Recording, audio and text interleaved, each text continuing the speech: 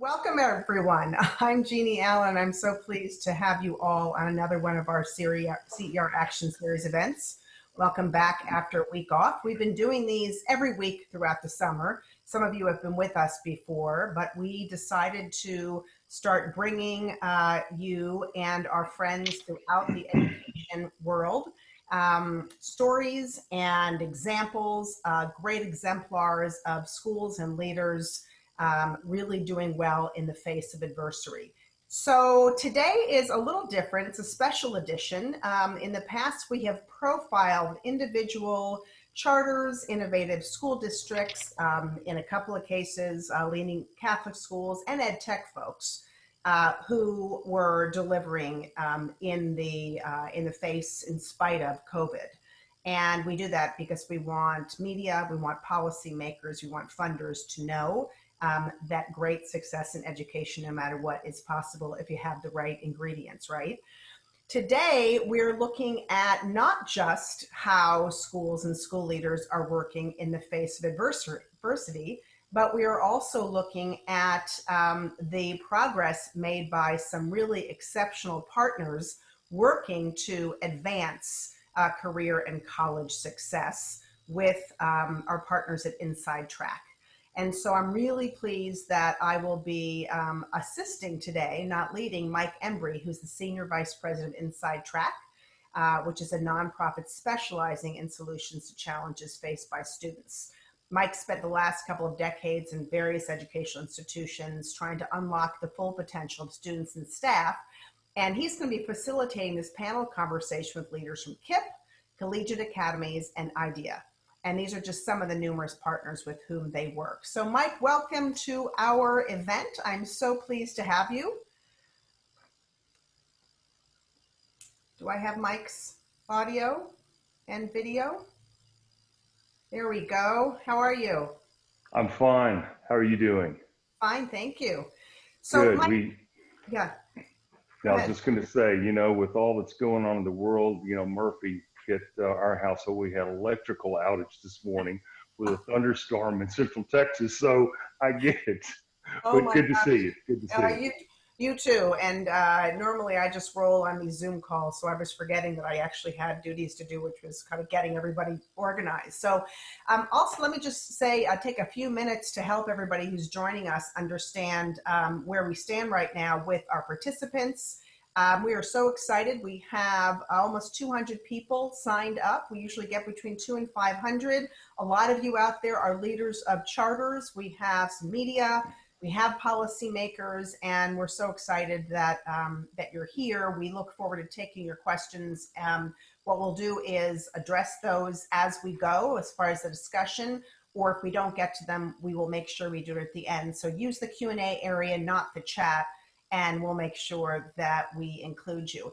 Mike, I can't tell you how critical, I know it sounds kind of silly and maybe a little naive, but how critical it is to kind of making sure that we're preparing our kids from the very, very early point of their educational career for career success. And career success isn't just an either or. It's not college or career. It's actually what are the exceptional pathways you need to be on to make sure the kids are successful. So I know many leading charter schools are innovative and have taken critical steps in the response to COVID, but InsideTrack has been helping them do something quite different. So tell me a little bit about the impetus for InsideTrack before we get to our panel. You know, I appreciate that. I think that, you know, the work that we do is unlocking the potential in all individuals. And so that's been our mission for 20 years, and we have developed and reformed and revised a pedagogy for coaching that really is at the heart of how do we develop the knowledge, skills, attitudes, and beliefs of students so that they can navigate the educational journey as well as their career path. So we're pleased to be here and pleased that some of our partners and our extended family are joining us. So let's go ahead and bring them on, and we're going to have maybe some of them share. We've got lots of interesting questions, but I want to make sure everyone knows who's coming on. I'll go ahead and help you get them introduced here. So we have Lauren Katz from Collegiate Academies. Lauren serves as a Senior Director of College Success for Collegiate Academies in New Orleans. Welcome, Lauren. Hi. Great, good to see you. We have Tessa Kratz, Managing Director of KIPP through College and Career. She oversees the college guidance, alumni relations, and postgraduate success for KIPP NYC. So welcome, Tessa. Thank you. Happy to be here. Good to see you. Sari Wilson. Hi, Sari. IDEA Public Schools, the Managing Director of Alumni Affairs at IDEA in San Antonio. And we are so happy to have you here too, fellow Penn alum. And Mike, so let you take it from there and start this conversation. Thank you very much. I appreciate it, Jeannie. As you mentioned, my name is Mike Embry, and I'm with InsideTrack, and I'll be the facilitator today.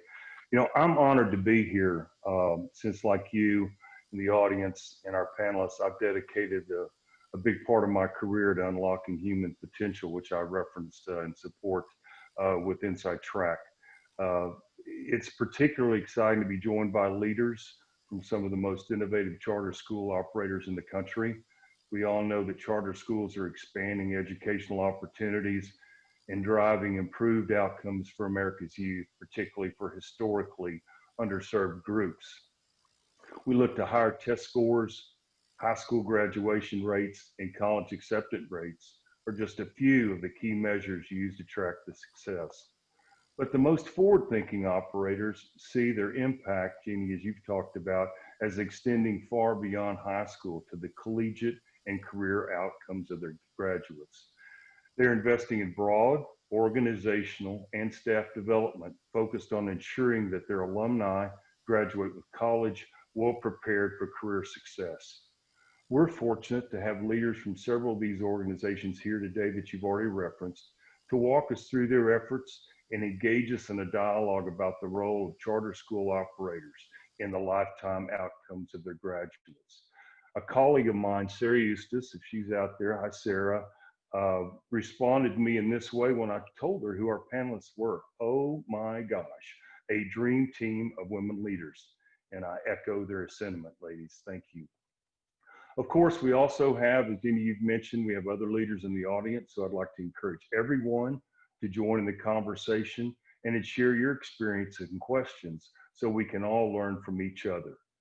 So without further ado, I'd like to ask Lauren and Sari and Tessa, if they'd first, maybe starting with Lauren, tell us a little bit about your organization. Lauren, your role and how it relates to and supports the success of your alumni. Lauren. Sure. Thanks so much, Mike. I'm excited to kick this off and really happy to be here. My name is Lauren Katz. I'm with Collegiate Academies in New Orleans. We are a network of high schools and post-secondary programs. We're actually launching our second post-secondary program this fall. We have about 3,000 students, about 2,000 alumni. We started in 2008. So when we're in Baton Rouge as well. When we are fully grown, we'll be somewhere between a quarter and a third of all public high school graduates in the city of New Orleans. So we're certainly not as big as KIPP or IDEA, but New Orleans is a small city, so we're kind of a big network within our city context. We will have 600 grad seniors next year, and our student body, we're an all means all organization, and so any student that walks through our doors, we will serve them or figure out a way to serve them if we don't already have one. And so we're around a quarter of our students are students with disabilities, with also a significant population of students with moderate to severe disabilities as well. We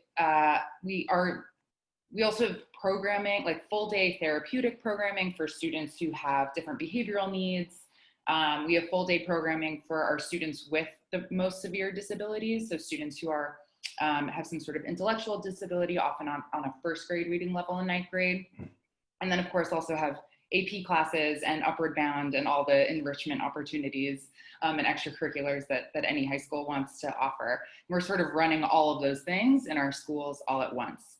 I support all of our post-secondary access work, but also our alumni support and college success work. So we have, beyond our schools, we have a team of folks that all they do all day is support our alumni who don't go to our own post-secondary programs, whether that is going to Stanford or a local institution or a credentialing program within our city. We provide the same level of support to our alumni, just like we do for our students in our high schools. Can I just ask one quick question, Lauren? I also would love all of you to address this, because I know there's an awful lot of people out there, and particularly young women, who would love to know how people like you got to where you are. So what was your path? Sure. I actually used to work with Tessa Kratz for a little while at KIPP NYC. I started working in New Orleans public schools in 2003. So before Hurricane Katrina, when the schools looked pretty different. And that event pretty much solidified that was what I was going to continue to do. I started in operations and then pretty quickly became a college counselor, though, because I really loved and enjoyed that work. My original home is New York, and so I did go back home for a few years, and I was very lucky to work at KIPP NYC while I was there on that operations team at the network level. And then kind of came back to my second home in New Orleans about 6 years ago. I was the college counselor when I left, and then when I came back, I sort of started this alumni support program. So I got to work with those same students that were juniors and seniors that I was counseling. We're now juniors and seniors in college, which was a pretty exciting opportunity. Very cool. Thank you. Thanks, Lauren. Appreciate that. Thank you. Sari, do you want to give us a little backdrop? That'd be awesome. Thank you. Oh my gosh, yes. Thanks, Mike. And it's fun to get to join two friends on a panel. Hey, guys. It's good to meet you. Yeah, so my name is Sari Wilson, and I work at IDEA Public Schools. And as some of you on the call might know, IDEA Public Schools is a fast-growing network of public charter schools across Texas and Louisiana now. We serve 53,000 students right now with 96 schools, which is quite a lot. And my job is actually to get them, once all of our students graduate and transition into college, my job is really starting to help to develop our post-secondary pathways. So right now we've been graduating students since 2007. And we started with a graduating class of 25, and now our current senior class is just over 1,100 out of 15 high schools. And we have about a little over 5,000 alumni in our system. And my job as the managing director of alumni affairs, and really for the last 7 years, has been to develop our programming for students once they transition into college, supporting them in that transition, supporting them through college. And recently, over about 2 years ago, we really started focusing in on this, well, once you graduated, what now, right? And thinking about this career support, even post-degree. And I love that question, Jeannie. Okay, so now I'm thinking, I'm like, how did I get it? I'm like, oh no, that wasn't part of the intro. Yeah, so I joined Teach for America in 2008. I moved to the Rio Grande Valley, and I taught there for 4 years. I taught high school English. And I think what brought me to this place was really thinking about, as a classroom teacher, I would see my students master these skills in English, right? Like they were mastering, figurative language and thinking about writing those, 5-paragraph essays. But I started noticing just the gaps once students got to college, and the support that needed to happen, but maybe wasn't happening in higher education at the time.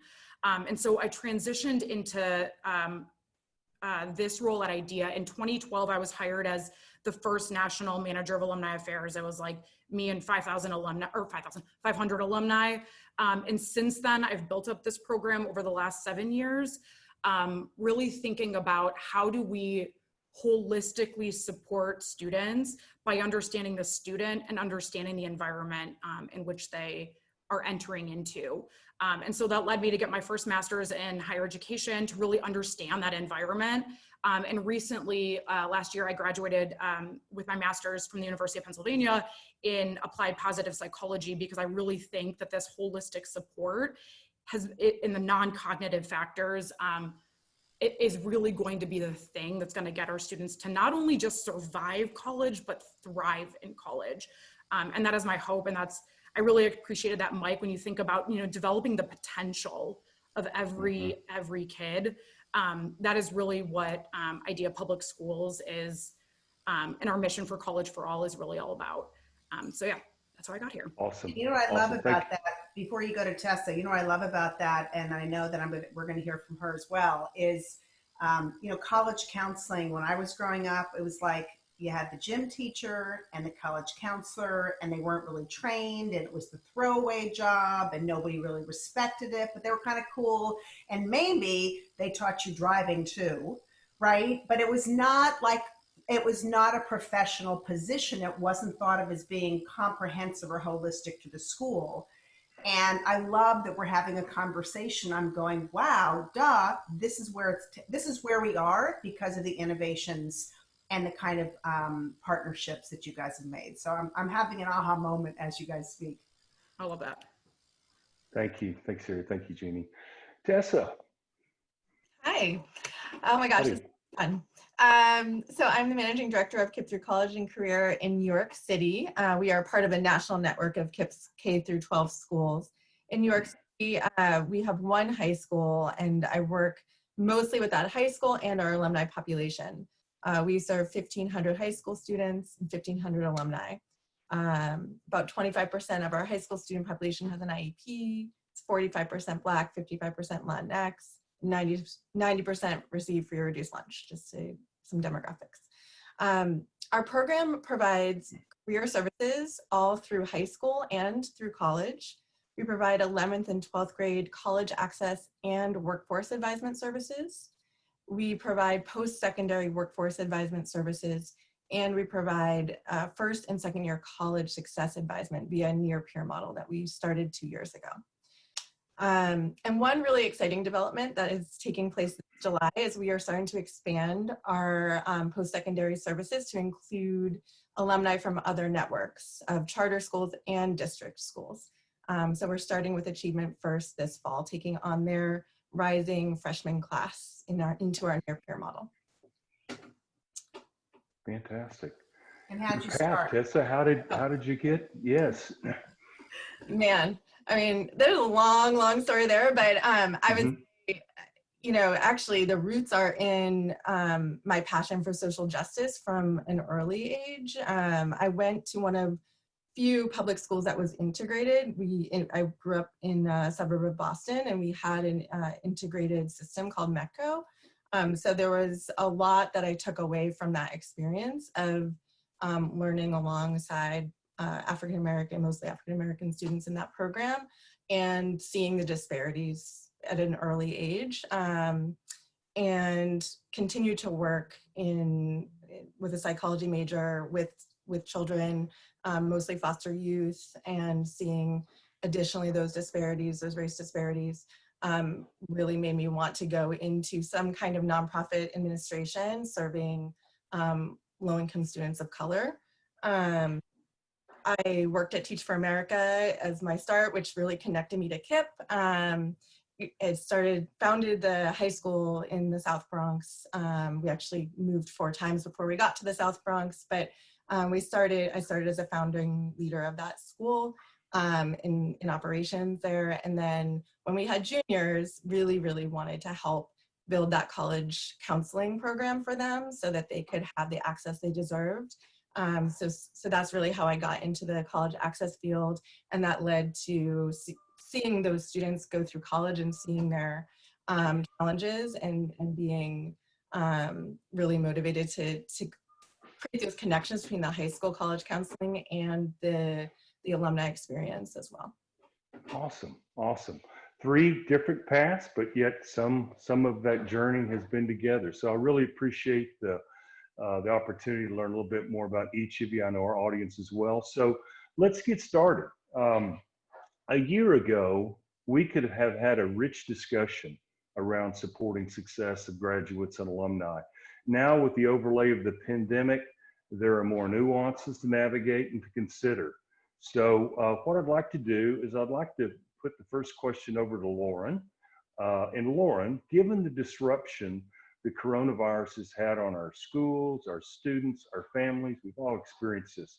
How are you supporting your student-facing staff in communication with vulnerable populations, either your high school students or your alums that are in college? Lauren.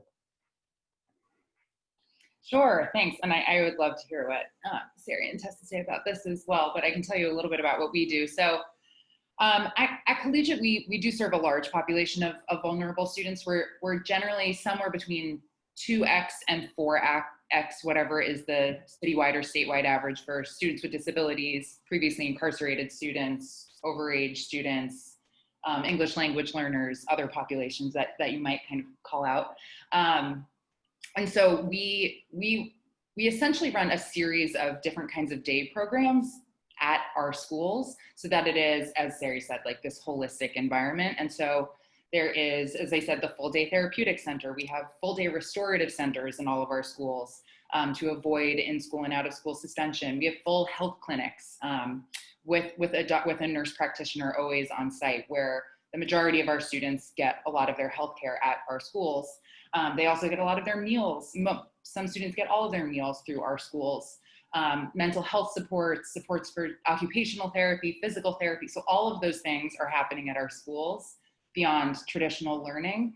And so when school closed, we knew, of course, we didn't want students to get behind on learning, but there were a series of things that we provide that is just on a different level of the hierarchy of needs that we focused on first. Food services being the first, healthcare being another, certainly any sort of social services that we might provide. We do certain immigration services at our school, any of these other services that we provide through our schools, figuring out how to do those first because they were so important to the stability of our community. And then it was very similar with our alumni. A lot of our alumni pretty quickly lost their jobs, really, so it was supporting them with filing for unemployment, getting SNAP benefits, different services like that. The next thing is also just figuring out how to communicate with everyone, how to make sure we truly are, if we're gonna say we're all means all, we need to put our money where our mouth is and actually be in touch and providing those things for every single student. And a large population of our student body doesn't have Wi-Fi at home, doesn't have a computer, doesn't have that technology. And so we weren't gonna be able to rely on online learning, let alone online communication as the blanket. So there was a lot of mailing out letters and sending their homes. There was a lot of going door to door. Since so much of our staff lives in the same community as our students, there was a lot of just like knocking on your neighbor's door and making sure that you're okay. Text messages, phone calls. So sort of like any form of communication that we could utilize, we did utilize, with the emphasis in the first few weeks really being on providing these services that were around health and safety and food before starting to figure out our learning plan, which was a tough call because kids come to school to learn. But it was sort of a difficult decision that we needed to make, that I know many other schools and programs around the country had to make as well.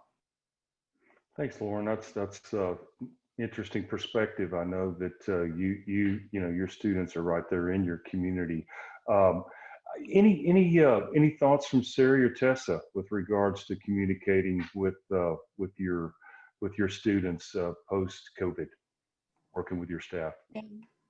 I can jump in because we're at the epicenter here in New York City, and it is like Maslow's hierarchy of needs. You start with the basics. Do you feel safe? And for so many of our alumni, they did not feel safe. So that was actually where we started from.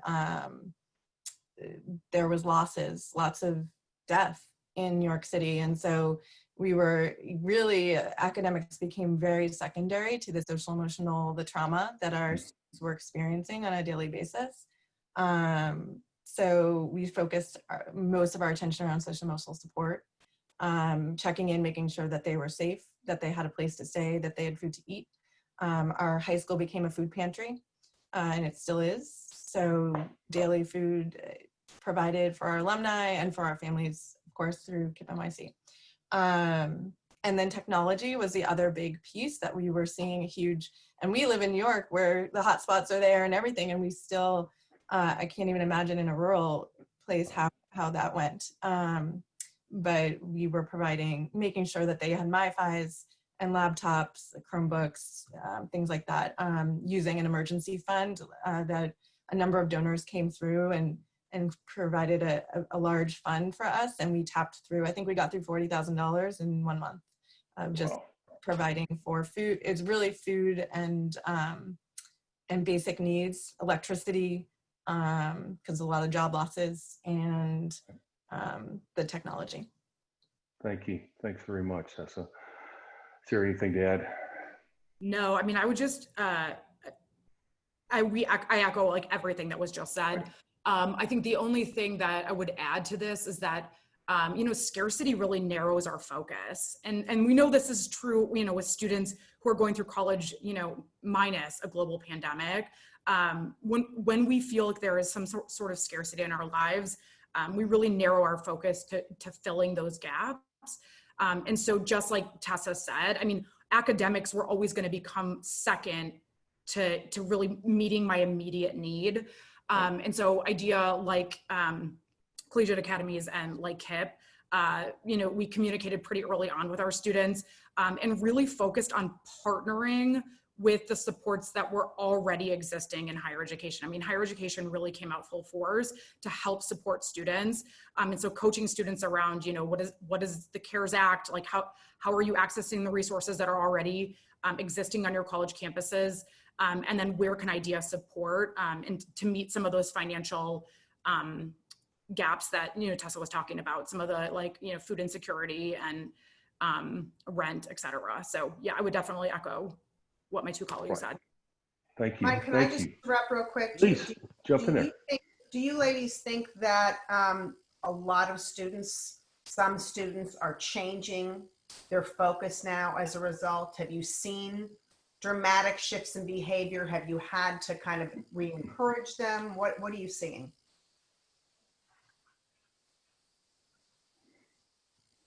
I think, well, one thing, I mean, some students just sort of enough trauma came at them that is ultimately, of course, going to lead to big changes, including things, Tessa, I know you spoke to, people passing away.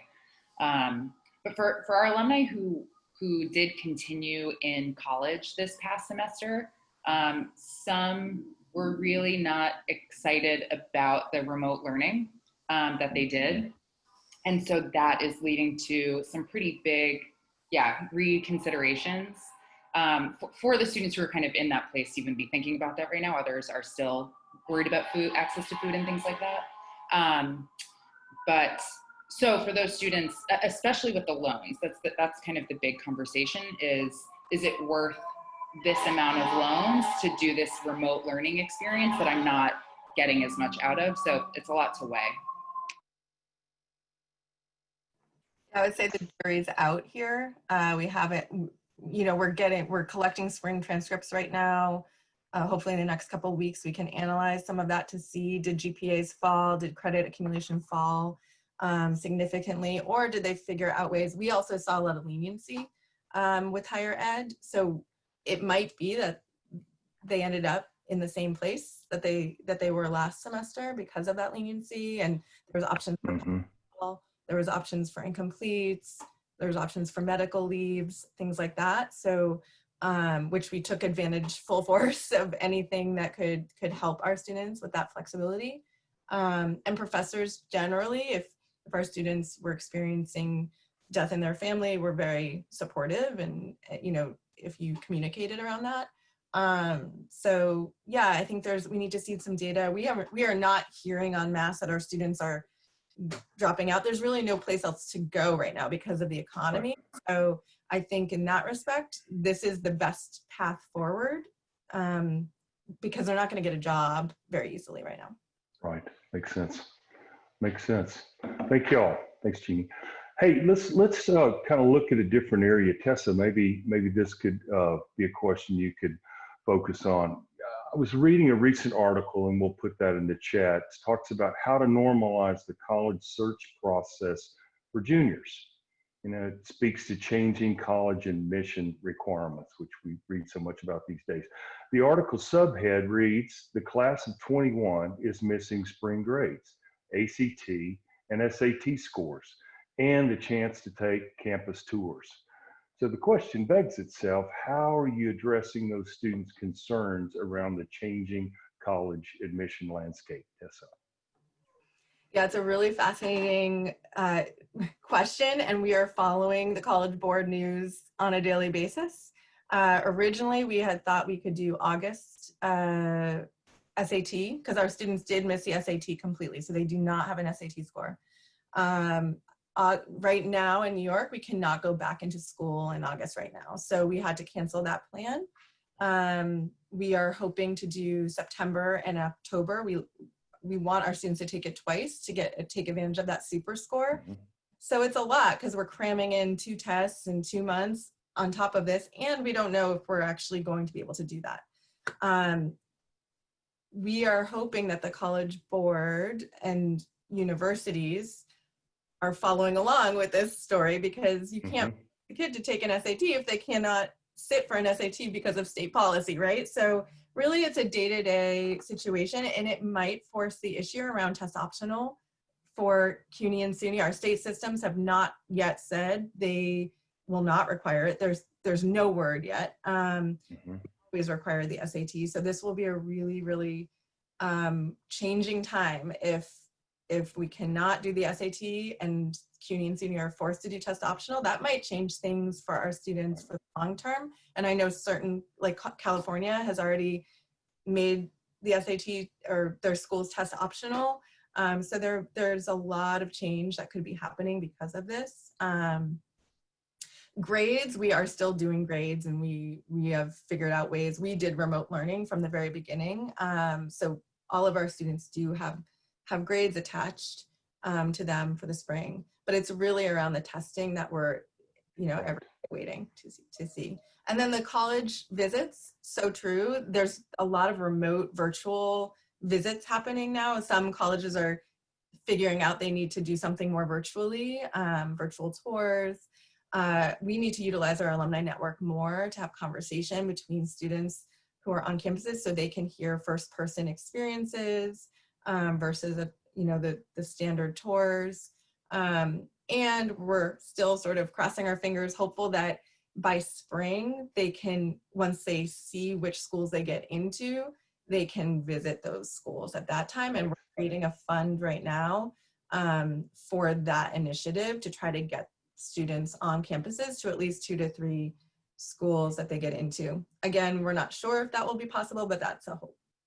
That's a great idea. Do you think that's something all colleges are going to be thinking about, or have you heard that a lot of colleges are going to be saying, come visit later when? They're not even telling us whether we're going to be able to come in the fall. So it's like, what can you tell us this week about it? Yeah, they're not there yet, but we're hoping. You're there.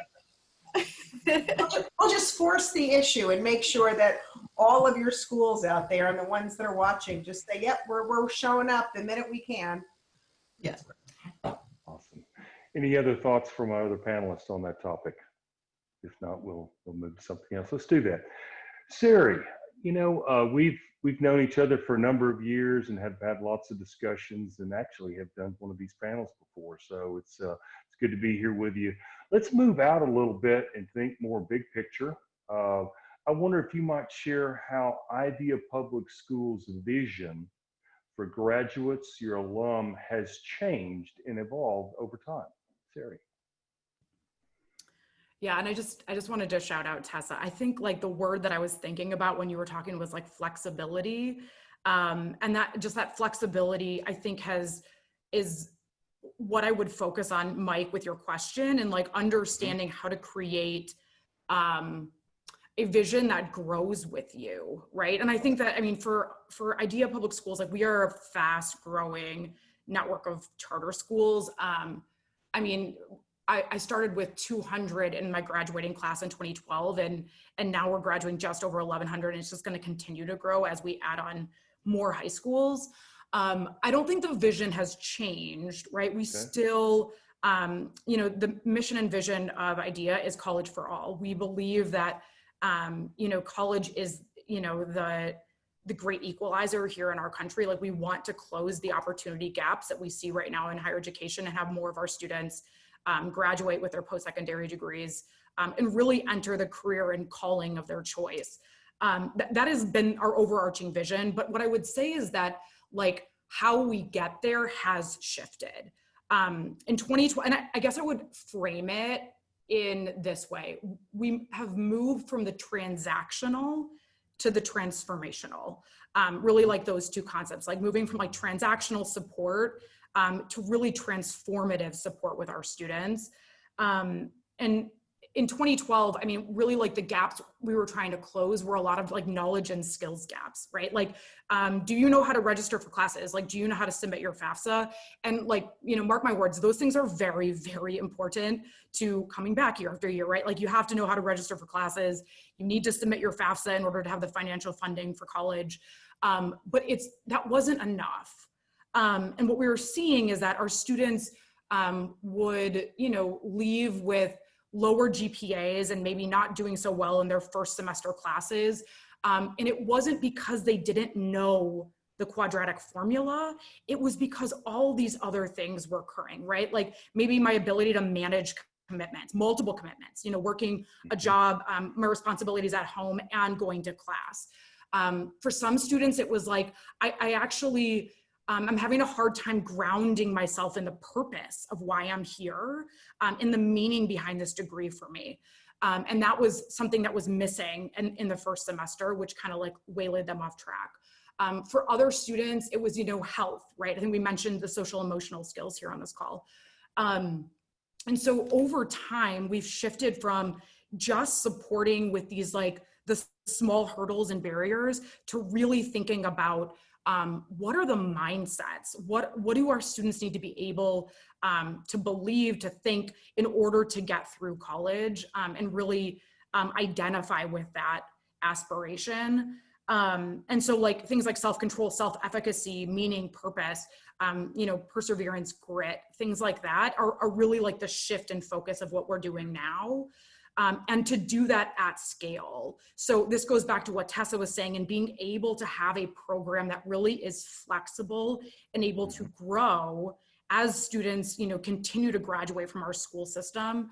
And so, you know, over the last 2 or 3 years, we've really honed our support to more holistic, student-centered approaches, understanding the environments where our students are going to, understanding the students themselves, and being able to deliver that using various modalities, you know, text, email, phone, in person, over, you know, conference lines, being able to give that guidance and support, even with students who are 3,000 miles away. And so, yeah, I think really like understanding the student, understanding higher education, but really moving from that transactional to the transformative support that we believe is going to shift students to really thrive in college. Awesome. You know, we just echo of your sentiments. You know, how do we first understand our students? How to remain flexible? And you mentioned how we communicate with students. It's evolved so quickly in a short period of time with the devices that we have. So we need to meet them where they are with what they need in the appropriate manner that addresses their needs. So thank you. Let's shift off of that to thinking a little bit about, you know, let's think about implementing an initiative to support our alumni, being part of the fabric of who we are. Lauren, what obstacles have you experienced their collegiate academies in terms of making your, you know, your vision a reality for your alumni and your grads? Sure, thanks. Yeah, this one isn't necessarily COVID specific, but Right. Something that we've been kind of grappling with for a long time is that we serve a population. I mean, colleges were set up to support a certain kind of student, and the majority of the students that all of our networks send off to colleges weren't necessarily created for them, but it is a great equalizer, and there is a huge opportunity gap. And so we want to make sure that our students have those opportunities as well. Then there's another population of students who truly have no opportunity at a traditional college, which includes students with moderate to severe disabilities. And so since that is a significant population of ours and one that we're very excited to serve, there was years of kind of reckoning, what do we do about that, since we are a college access organization as well. And that's why we sort of expanded our definition of college to sort of to a larger phrase that is rigorous, the most appropriate rigorous post-secondary option for that student. So for Devonte Alexis, who he has a severe intellectual disability, a wonderful young man. When he was graduating from high school, was still on about a first grade reading level and was using a lot of adaptive technology to communicate. None of our colleges were appropriately going to work with him. So we run a program called Opportunities Academy that works specifically with students with intellectual, cognitive, and developmental disabilities. And it is all around individualized graduation plans based on where that student is at towards independence and a functional, dignified life. Awesome. So some students spend half the day at externships around the city and their supportive employment opportunities. There's a full apartment at our school for students to learn independent living, doing laundry, making the bed. There's also, there's certainly a large academic component as well. And of course a social component, because we were finding before we had this program, our students would graduate, there were no post-secondary opportunities for them. And even though we stayed in touch with them, it was a fairly unsocial, it wasn't a very social life, which just wasn't great for student happiness and well-being. We have a large population of students who don't have access to a four-year college as well when they graduate from high school. And so I'll give you another student story, a young man named Robert, who when he came to us in 9th grade, I think he was on a first grade read. I remember him telling me he essentially was a non-reader when he came to us. And after he graduated from high school, he wanted to do this program called Earn and Learn in our city, which is where you get an advanced manufacturing credential while you do an apprenticeship at Tulane University, and then it could lead to long-term employment. He graduated from that program in a year. I went to his graduation. It was just as meaningful as any other graduation, and we would all cry at that graduation as well. And his pride for achieving that was pretty exceptional. And so we decided that doesn't count against him or count against us, just because it doesn't sort of fit in this more traditional definition, because for him, that was the thing that he was passionate about. And for him, that represented incredible growth. And so we've also decided to build a second post-secondary program that is another one-year program for a more diverse student body, not just for students with disabilities, but sort of anyone who's below a 20 on the ACT, essentially.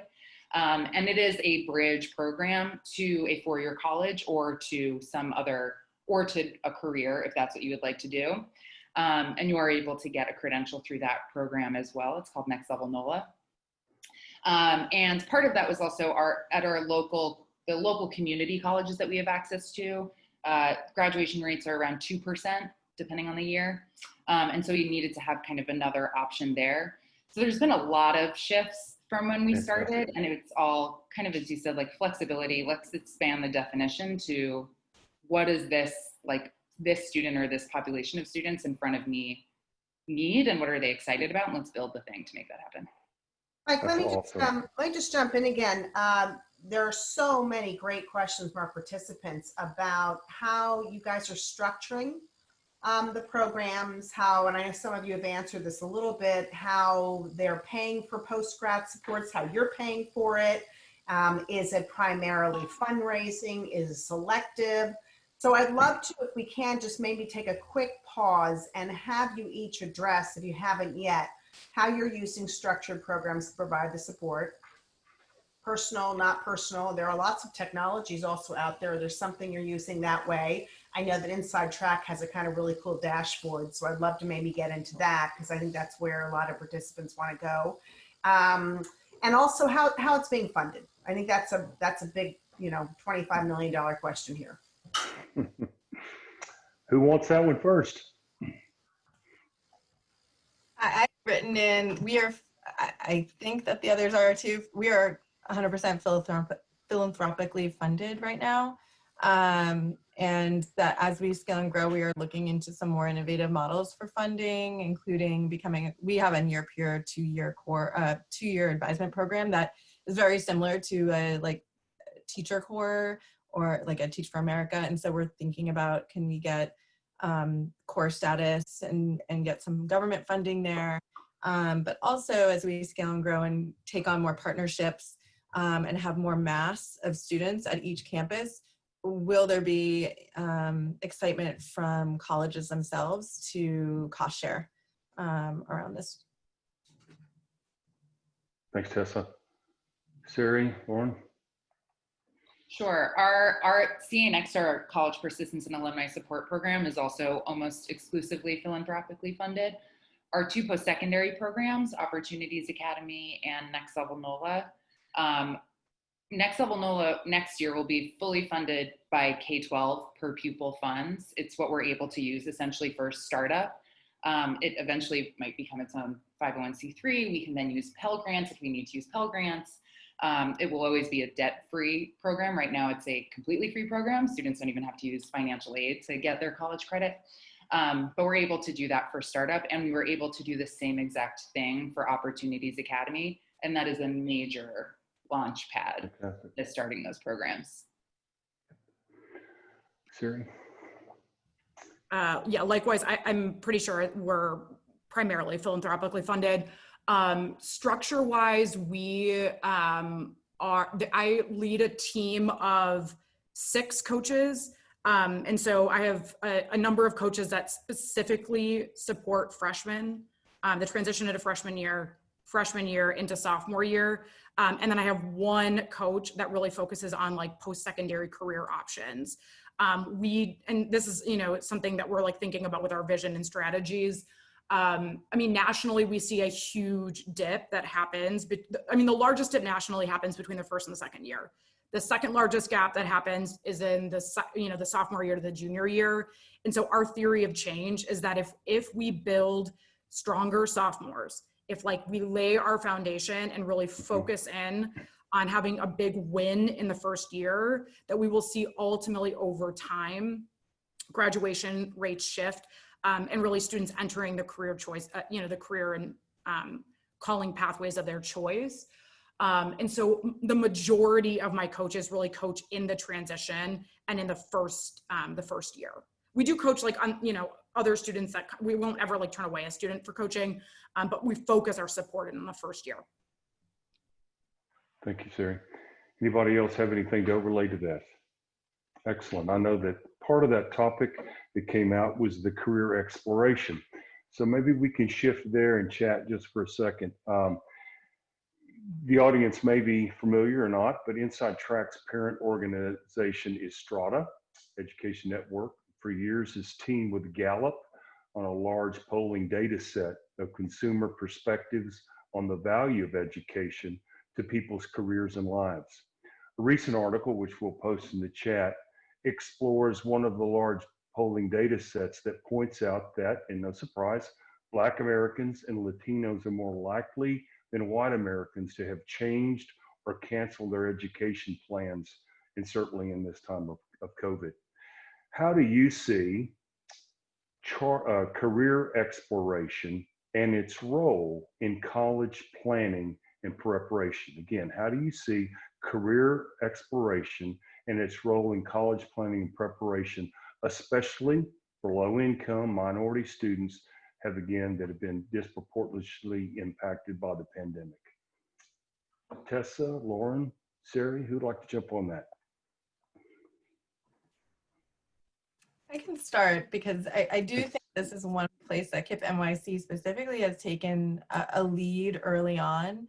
When we founded our high school, we built in career counselors into our model, which was no other school was doing that. And we've had so many people come and visit our school just to learn about that model. Lauren's team included has met our career team. So so really, as you enter our high school, you're matched with a career counselor, and you have that career counselor through junior year. There's a ton of career readiness skills that they're teaching, including resume building, LinkedIn profile. But more recently, we partnered with an organization called U-Science. It's an aptitude, Lauren's snapping. It's a aptitude and interest assessment. So we have all of our juniors. We actually have our 8th graders take it. There's an 8th grade version, and then we also have our juniors take it. And then we offer it to our alumni too, if they want to retake it over time. And all of that informs when they get to 12th grade, they have a college and career counselor who's working with that U-Science data. And really the college counseling work is becoming very, very much entwined with what are the interests and the passions and career aspirations of our students, to make sure that that is a pathway they can take at the colleges that they're applying to and that they ultimately attend. Yeah, we know that the why behind college is so integral into their success. And so we missed that a little bit, I would say, on the college counseling piece. Before we had U-Science, we didn't have enough data around that, I'd say. But that's really where U-Science came in for us.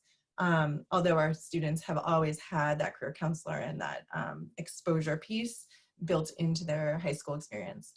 And I would say on the alumni side, we were behind the high school on the alumni side, and we are now catching up. So we are starting a partnership with BASTA, which is an organization that works exclusively with first-gen students to get them into career-aligned jobs and internships. And they have a whole set of milestones that their students, very data-driven set of milestones that students need to go through to be really, really ready to go into that job and compete for that job. And so our near-peer fellows are currently training with BASTA so that the second year, and this is something we learned through a lot of research, that second year of college being a very, very critical year for career and really capitalizing on that year. So our near-peer fellows are being trained to be the very intensive career coaches on top of their college success work, and guiding our alumni through the BASTA program and the milestones with dashboards and data and with goals around internship applications and hopefully completion. Tessa, what's the name of the organization again? Called BASTA. BASTA. Oh, BASTA. Yeah. You might have to put Project BASTA. I think normally it's Project BASTA, but we all call it BASTA.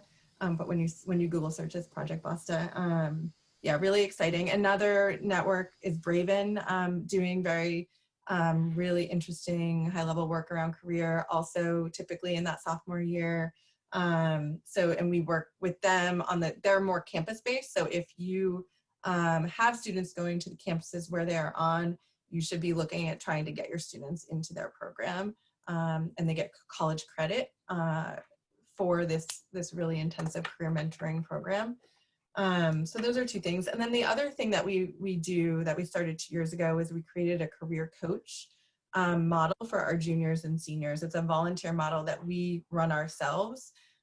We partner with BASTA as well to inform and consult. But we allow anyone who's a professional to apply to become a volunteer career coach. I'm a career coach to 3 kids. I shouldn't call them kids. 3, they're now graduated seniors, and I'm helping them get, connected to my networks. Networking is one of the biggest things our students lack because they are first gen and low income. Their parents don't have the networks that, if you're one of my advisees, an engineer major, does not have anyone in his family who knows any engineers. And so how do you build those networks? And our program, our career coaching program, is one of those ways we've found helps to build those networks. Thank you, Tessa. I know that with the partnerships that we have, the students' why is such the lever. And so how do we get them to tap into that why? And you said just then. Networking is a big challenge, especially for those that typically, might not have a network. So how do we develop that muscle for advocating for themselves and reaching out and finding that network? So thank you. Lauren or Sari, anything y'all would like to add? I think the only thing that I would add is the direction that we're thinking about I think with coaching, this is just like, to make one more plug around coaching and why it's so integral to our model, is that I think oftentimes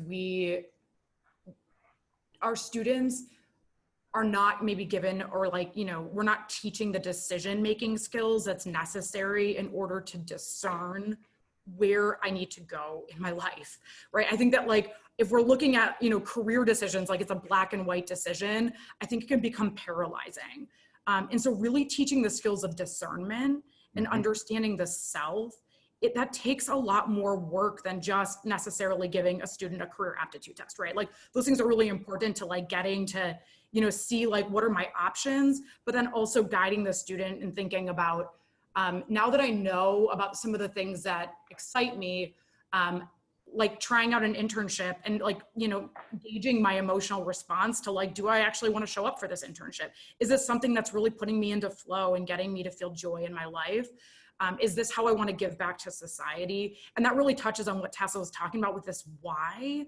It's that is developed through, multiple conversations with, a career coach, and really thinking about who am I and what is the impact that I want to make in the world, and what is my larger why. And so that's really the focus of our career support is much more about that deeper self-reflection to help students learn the discernment process, because you will make decisions like that throughout your life, right? Really thinking about, I have, 3 good options on the table, which one do I choose? So yeah, that's the only thing I would add to that is, that really focus. And I keep reflecting on, Mike, you mentioned Strata before, and Strata being the parent organization to InsideTrack. And for those of you who don't know Strata Education Network, you should look it up. They have accumulated and connected lots and lots of organizations to support student success post-secondary. But, all of their data points, all the surveys they've done continue to point to the lack of relevance or connectivity that students see between their early years and going into school. I remember a dear friend of mine, he's on my board, he's a big entrepreneur, Chris Whittle, once said to me, "Jeannie, do you know what the difference between high school and college is?" And I was like, "No, Chris, what is it?" He said, 3 months. Right? 3 months. 3 months. That's it. And we expect students, those of us who happen to have achieved some advantage, we expect our students to be able to go, let alone others. And very little success can happen over 3 months unless there's work going on. So I guess my question to all of you, and Mike, I'd throw you into this, is, we talked about the why, we know the what, otherwise people wouldn't be here. We know it's important. But how are you working together to achieve that? I can hire or find, I can't, but let's just say I could hire 1 million Sarahs, Tessas, and Laurens to go throughout every school, right? We know that human capital is a huge issue, but you can't be everywhere, right? You can't be the hero. You can't be taking care of 1,000 kids. You can't always have coaches. There's not always going to be money. Is there some other innovative way, or are there data points, or are there ways that people could say, starting tomorrow, I want to make sure that not only are students directed clearly when they enter high school with me, but that freshman year is a knockout win wherever they go. It's got to be more than human capital, right? So I'm going to just throw in my innovation hat. Where is the ed tech? Where is the systems? Where are the constant reinforcements? Where are the adaptive? I'm throwing a lot at you guys. Where's the adaptive program? Just like you have adaptivity for math and reading and blended. Where is that for the college career trajectory? Ladies? I'll take a stab after y'all.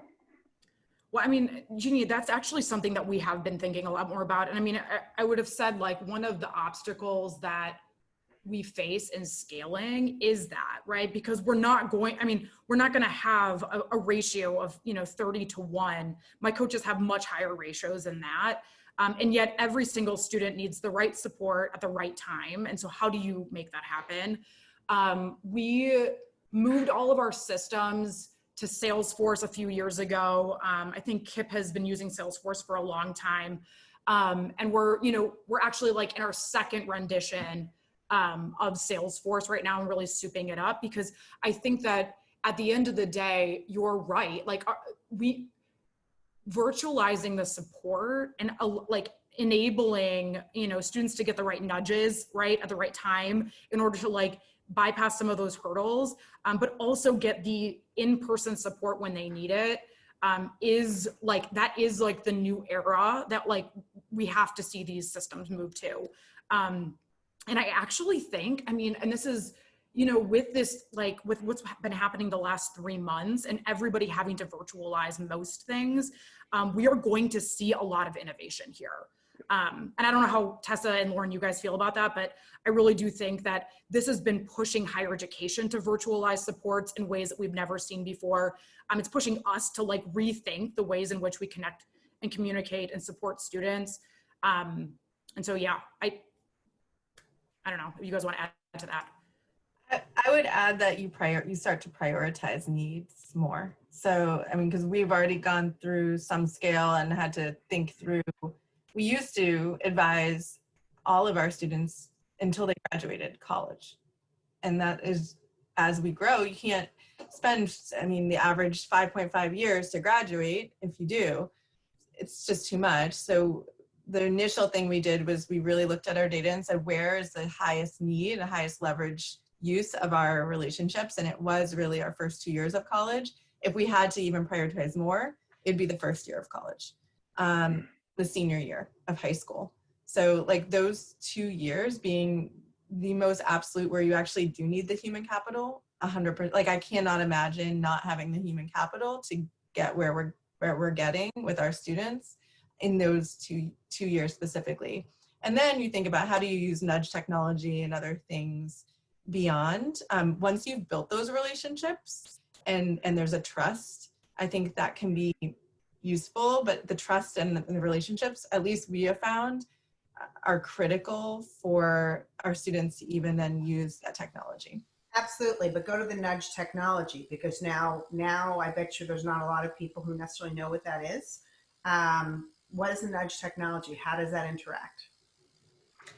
So we do not use nudge technology yet, but KIPP National is investing in it pretty heavily for regions who can't scale the way we have with their advisors. So it is, you still need someone behind it. You need someone managing the technology and replying in some ways. But basically it's a bot who you set up messages that come out through text at specific times. Say it's in June and spring registration is happening. So you would send out a text nudge to all of your students saying, have you registered yet?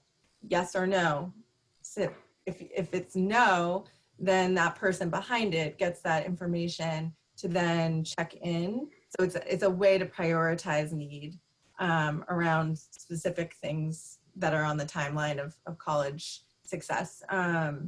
And increasingly colleges are doing that too. There are some great ed tech out there, right, where the colleges are saying they're patterning, they're mirroring what successful students do. And then they're sending texts to kids who are like, hey, there's an orientation coming up. Don't forget to go to the, hall or whatever. And I would say it works best actually if universities are doing it, because they know their university best, and the daily and weekly schedules and the very intricate thing. It's harder when you have students across 100 campuses to really personalize the way. So the more that universities can do it, the better. Yeah, I agree. And just to add on to that, I think we often think about CNX as ideally, eventually we will put ourselves out of business. There won't be a need for our program. I know a lot of us think of it that way. because it isn't like it's an extra thing that we decided to do. We're a K-12 organization. Now we also run post-secondary programs, but ideally this is all happening on the college campus or at whatever is the rigorous post-secondary program that our students are doing. And I think that, so we have to think about scaling our programs, but also more ideally that we're not running these because there isn't this huge opportunity gap that currently exists on our college campuses. And so I think the onus is on kind of all of us and higher education to come together and work on some of these programs as well, which I know that IDEA and KIPP NYC are pioneers in that.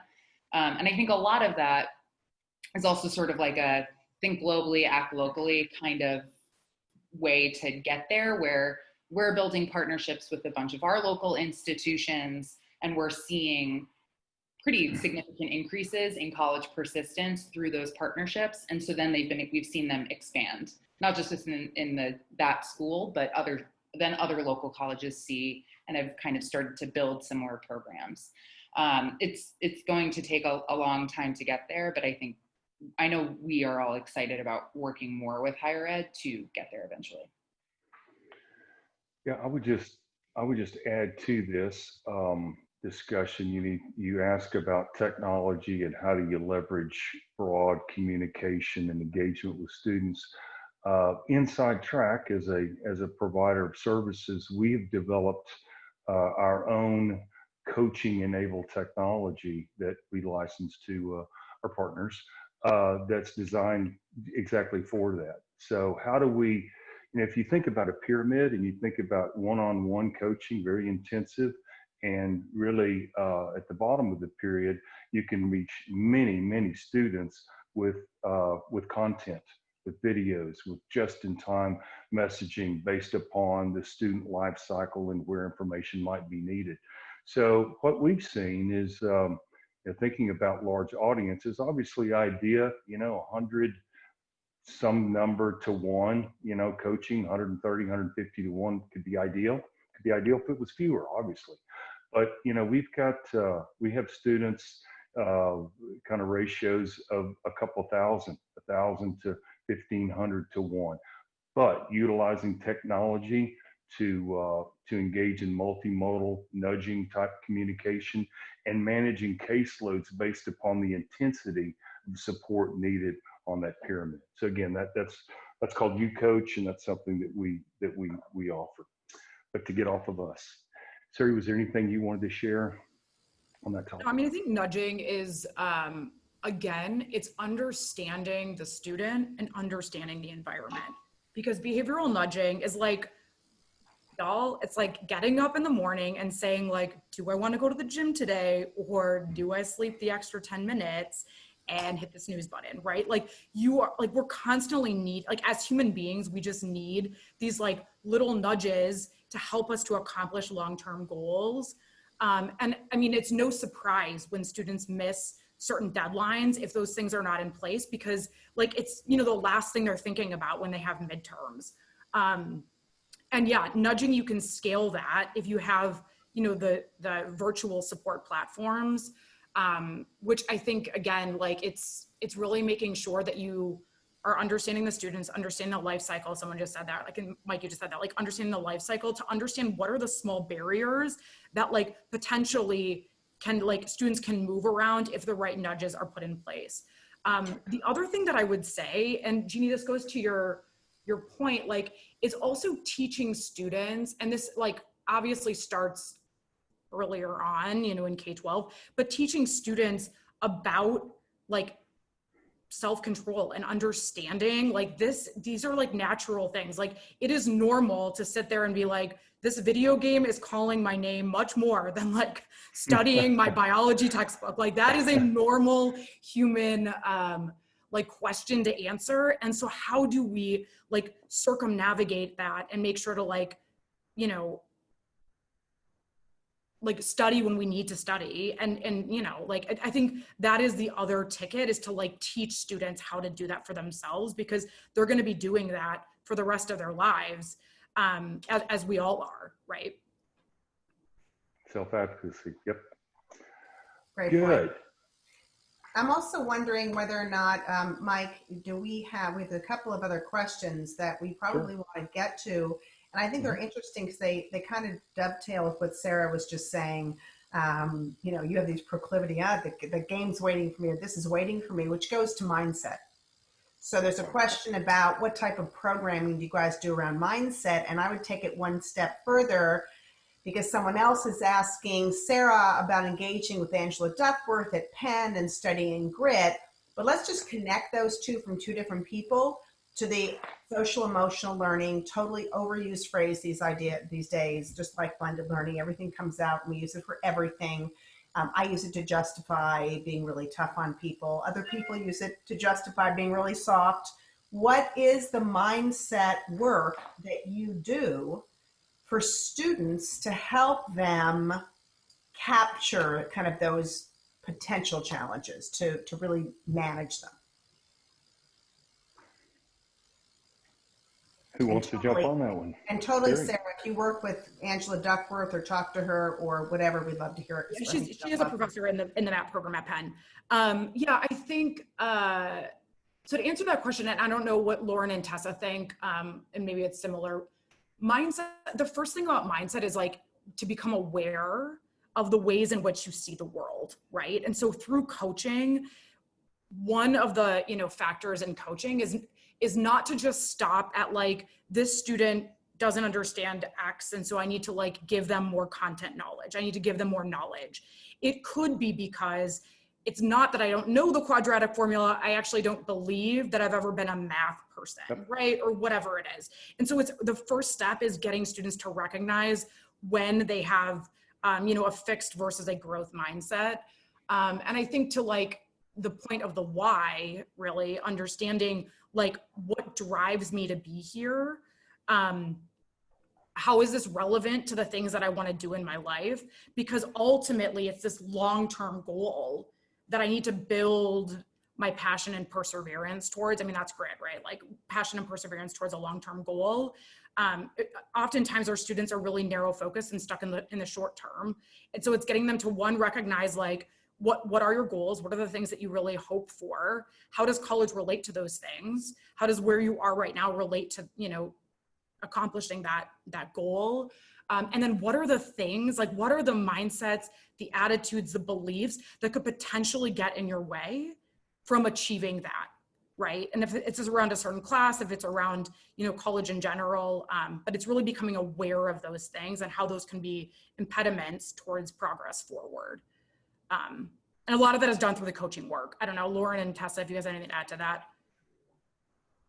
I think the only thing I would add that I have learned through working with our students is there's a level of trauma that many of them have gone through, and like they live within systemic racism, a world of systemic racism, and that is something that I think our society is becoming awakened to right now, but we have seen how that impacts them.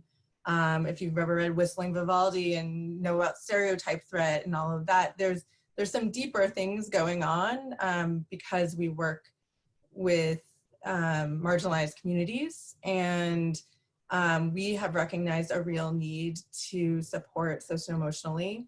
And even this year, in the work that we're doing around social emotional therapy providers, we have seen a need for them to have therapists of color. Because even in a therapy setting, if you have a white therapist, what that can do to your psyche in a way. And so it is very, top of mind for us, or when we think about mindset, we actually want to go a little bit deeper sometimes into the trauma or the social emotional supports that they need to be able to even have those positive mindsets. And how about, Lauren, before you answer that, and how about just the whole notion, particularly something we're thinking about even more so now, that going to college, even if you're a KIPPster or IDEA or Collegiate or any of these great charter schools, independent networks, whatever, it's still not something that a lot of people around them did, or it's equated with a society that they've been told has been bad to them, right? And so they can enter and make progress, or they can feel like, no, I'm going to stay in my community. We've talked about this a lot in Washington, D.C. with our friends who've started schools in Ward 7 and 8 over time. How do you help them get beyond this notion that that's not where they should be?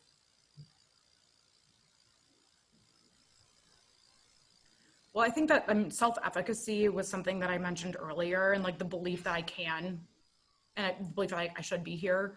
I can accomplish this goal.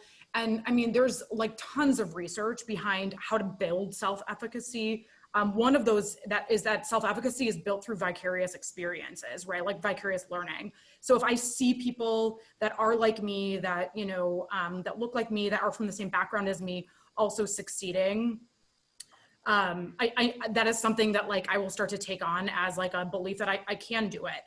It's also built through mastery experiences. So I think Tessa mentioned something about college visits. I used to run a program here at IDEA called the Collegiate Summer Away Program. And Jeannie, this is exactly like what it was really focused on, was building this belief. Like if you go to college for 2 weeks during the summer, 3 weeks during the summer, and you like sit in a college class and you are doing college level work, those are mastery experiences that are building up your belief in self that like, I can be here. Like this is something that I can accomplish.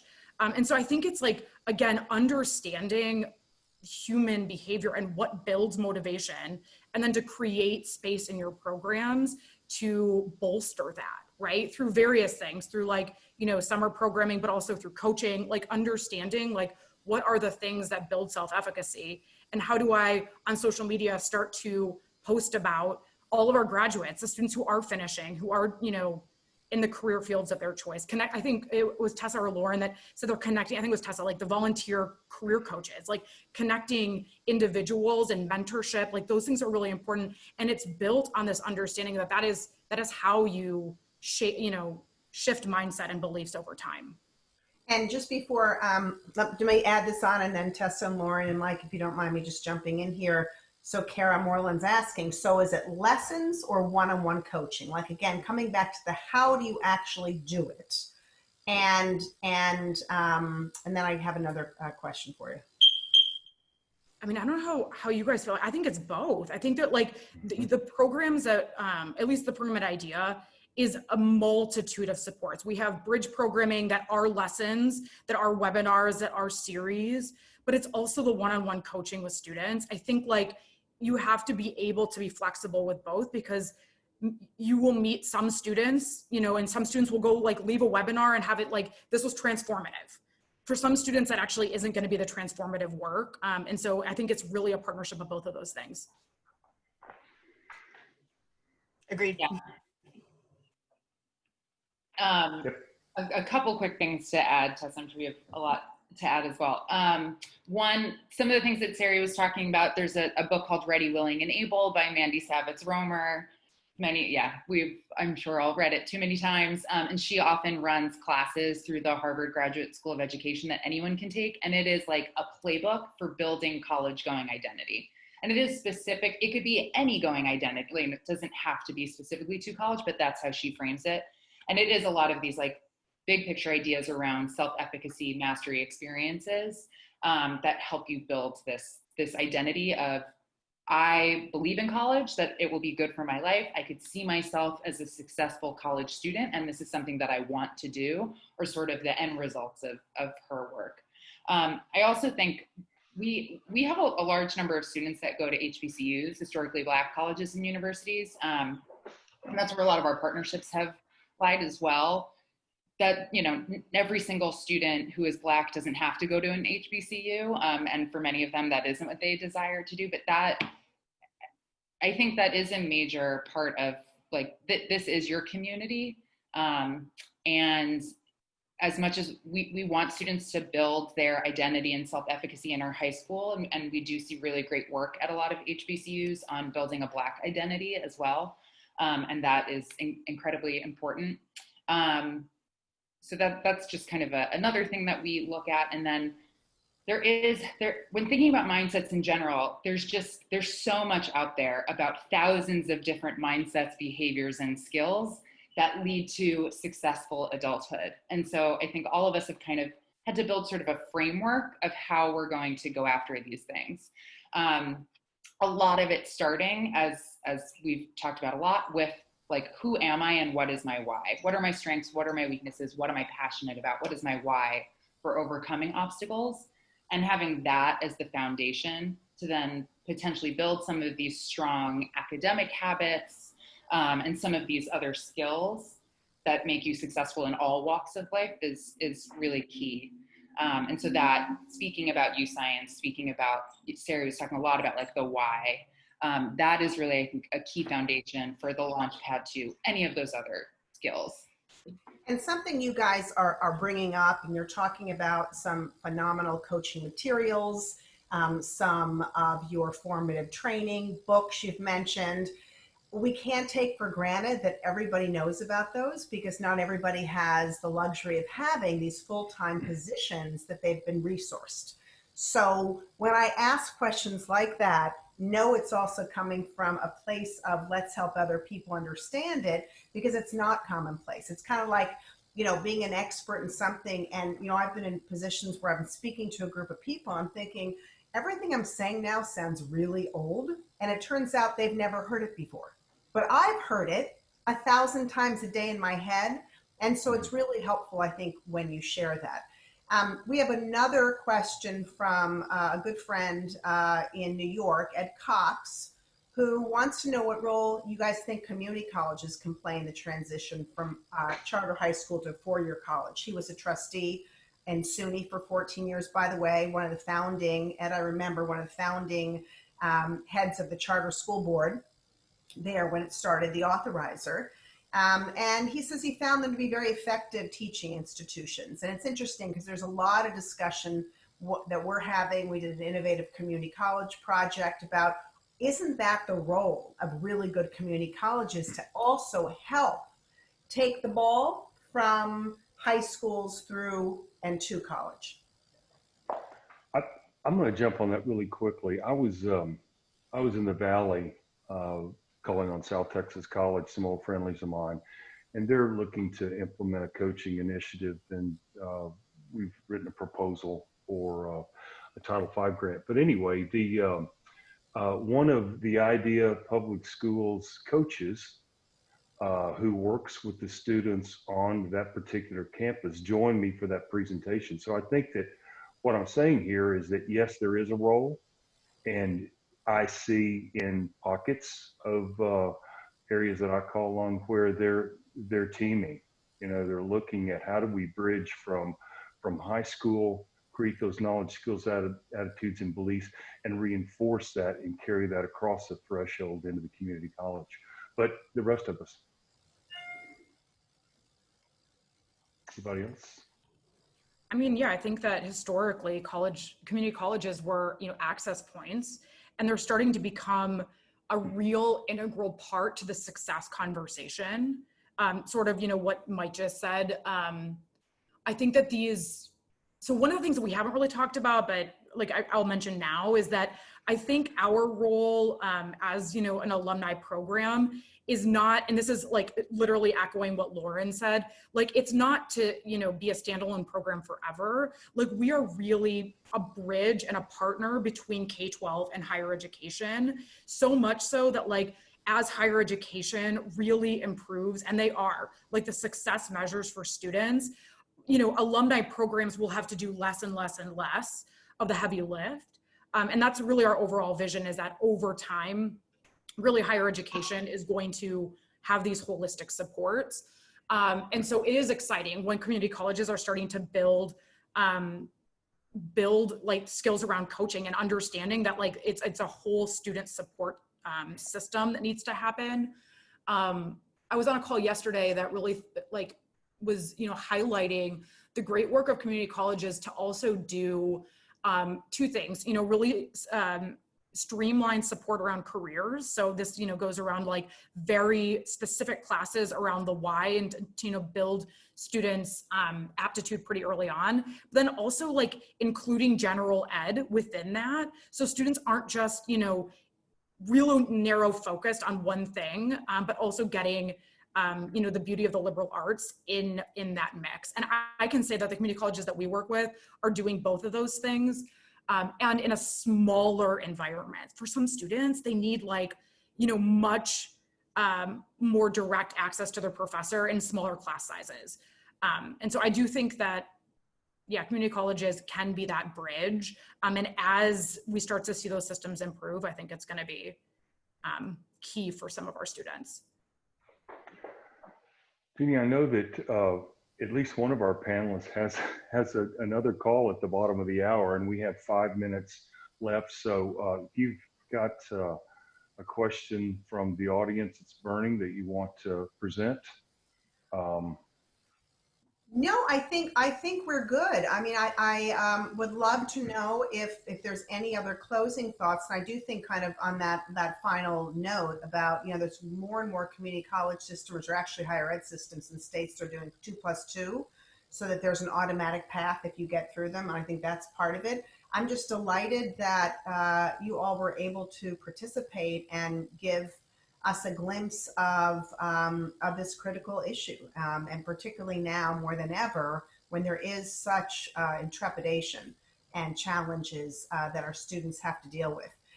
Let me also just, because I would not be doing my job if I also didn't quickly talk about two important things. One is, and one of my colleagues just put it in the chat, we just launched the With Justice for All My Education video contest. We believe student voice is also critical to these challenges, and the efficacy of who you become often depends on if you have a voice. So we are looking for 2 to 3 minute video submissions for the chance at scholarship prizes. And the purpose is really to put their voices out in front of all of our policymakers, media, and others that need to hear how their experiences in education, particularly in a world of COVID and all these tragedies, is working. So please share that with people. I think they've got 20 days or something to go. And we're going to continue to have this discussion on online and in real time. Please, all of our participants, thank you for joining us. InsideTrack has a ton of resources for supporting students in COVID. I think we're linked to them. If we're not, we will be. We have a database, the Essential Database on CER's website, edreform.com. But Mike, thanks for helping us assemble this amazing panel. And Lauren, Tessa, and Sarah, thank you so much for being with us. I can't think of any better way to spend a couple of hours on a Tuesday than talking to people who are doing the hard work of helping our students achieve success. So thank you all for being with CER today. Thank you for having us. Thank you. Thank you. So we look forward to catching up and following you. And thanks to our participants. Don't forget, keep track and eyes on when we're doing this again. So enjoy the rest of your day. Bye-bye. thank you. Bye.